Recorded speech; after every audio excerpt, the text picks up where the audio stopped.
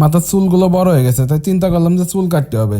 পরে চলে আসলাম সেলুনে। সেলুনে এসে আয়নার সামনে দেখতেছিলাম যে কেমনে চুল কাটলে ভালো হবে। পরে ফোনের মধ্যে দেখা আসছিলাম সেলুনওয়ালারে যে ভাই এমনি এমনি কাটি দেবেন, কারণ আমি আগে ঢাকাতে সবসময় চুল কাটছি, আর এখন গ্রামে চলে এসেছি। এক জায়গায় তো আরেক জায়গায় শিফট করলে ভালো করে চুল কাটতে পারে না। পরে হে কয় কি, আরে ভাই কোনো সমস্যা নাই, আমার দ্বারা সব সম্ভব, আমি একদম আপনি যে এমনি দেখাই দিচ্ছেন এমনি কেটে দেবো। পরে আমি কিছু আচ্ছা ঠিক আছে, পারলে তাও ভালো কথা। পরে হ্যাঁ আমার চুল কাটা শুরু করে। আমি মেইনত হ্যারে দেখাইছিলাম হলো টেপার কাটিং এর ছবি। পরে হ্যাঁ কয় সমস্যা না ভাই, আমি কাটতে দেবো। কাজে ঠিক আছে দেন, পারলে তো ভালো কথা। পরে হ্যাঁ চুল টুল কাটার পরে আমার একটা হাওয়া দিয়ে ঠিক করে দিছিল, চুলগুলো সেট আপ করে দিচ্ছিল।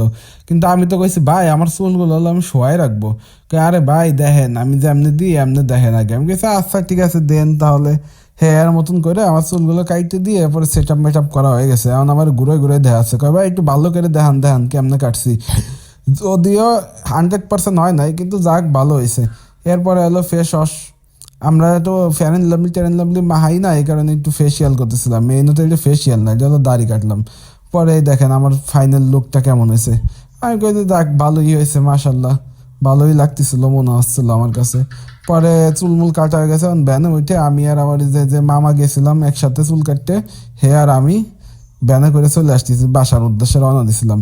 পরে হে আমার কষ্ট, আমার নাকি নায়কের মতন দেখা যাচ্ছে, কিন্তু আসলে তো আমি ভিলেন, এটা আমিই জানি। হে যতই প্রশংসা করুক, আর হ্যাঁ নায়ক কয় মানে কি জানেন, আমি হলো আসল ভিলেন।